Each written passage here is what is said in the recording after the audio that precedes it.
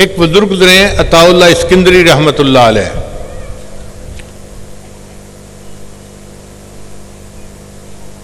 یہ قاہرہ کے اندر ایک یونیورسٹی کے استاد تھے۔ الازہر یونیورسٹی کو جو دنیا میں شہرت ملی وہ ایسے استادوں کی وجہ سے ملی، بڑے باخدا بندے تھے، اور ان کی ایک کتاب ہے الحکم کے نام سے، وہ بڑی مشہور کتاب ہے، ہم بھی کئی مرتبہ رمضان شریف میں اس کتاب کا درس دے چکے ہیں۔ اس کتاب میں یہ بڑی حکمت کی باتیں لکھتے ہیں۔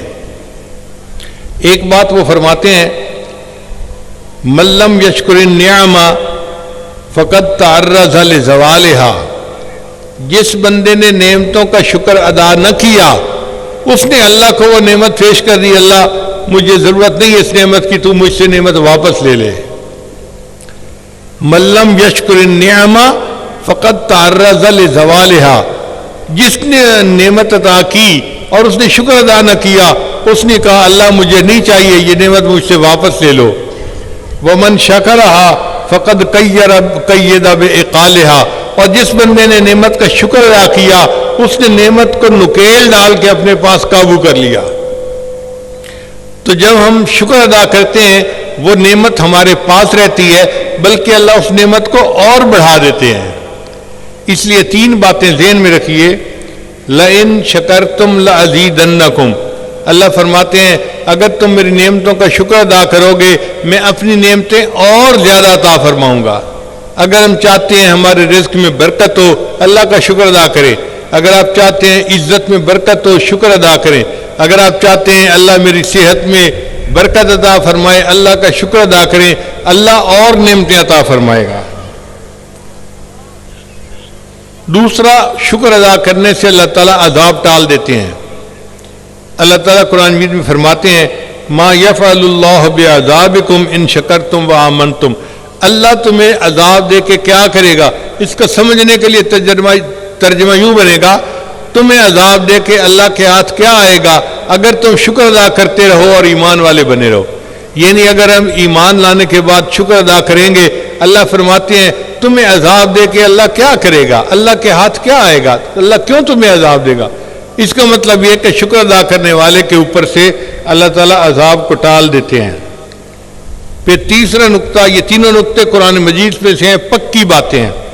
اللہ فرماتے ہیں وَإِن تَشْكُرُوا يَرْضَهُ لَكُمْ، اور اگر تم اللہ کا شکر ادا کرو گے اللہ تم سے راضی ہو جائیں گے۔ اب بتائیں اللہ کو راضی کرنے کا اور آسان طریقہ کیا ہے؟ ہم نعمتوں کا شکر ادا کریں، اللہ تعالیٰ ہم سے راضی ہو جائیں گے، اور جس کو اللہ کی رضا مل گئی وہ انسان کامیاب ہو گیا۔ اب سوال پیدا ہوتا ہے کہ کس نعمت پر اللہ کا شکر ادا کریں؟ سب سے پہلے درست اعضاء اللہ نے عطا فرمائے، یہ اللہ کا ہم پر کتنا بڑا کرم ہے۔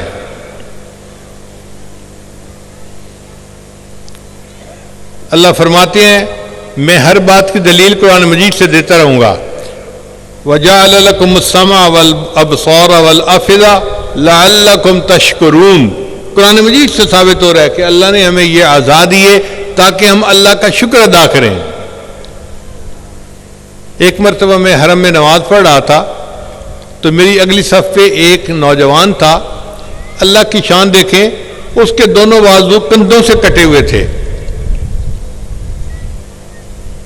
اس نے نماز پڑھی تو میں حیران، میں سوچتا تھا یا اللہ یہ کپڑے کیسے بدلتا ہوگا، یہ کھانا کیسے کھاتا ہوگا، یہ وضو کیسے کرتا ہوگا، دونوں ہاتھ نہیں ہے نا، اور کندھے سے کٹے ہوئے۔ تو نماز کے بعد میں نے اٹھ کے اس کو جو ہے سلام کیا، اس نے جواب دیا اور کہنے لگا کہ میں اللہ تعالیٰ کا شکر ادا کرتا ہوں، اس نے مجھے بہترین حال میں رکھا ہوا ہے۔ جس بندے کے دونوں بازو نہیں ہے وہ بھی اللہ کا شکر ادا کر رہا ہے، اور اللہ نے ہمیں دائیں بائیں دونوں بازو ٹھیک دیے، ہم اللہ کا شکر ادا نہیں کرتے۔ آپ سوچیں اس بندے نے اگر سردی کے موسم میں کمبل لیا ہوا ہو اور کمبل اتر گیا ہوگا تو وہ کیسے کمبل کو اپنے اوپر دوبارہ لیتا ہوگا، جس کے دونوں بازو نہیں ہیں، مگر پھر بھی وہ اللہ کا شکر ادا کر رہا ہے، اور ہمیں اللہ کا شکر ادا کرنے کی توفیق نہیں ہوتی۔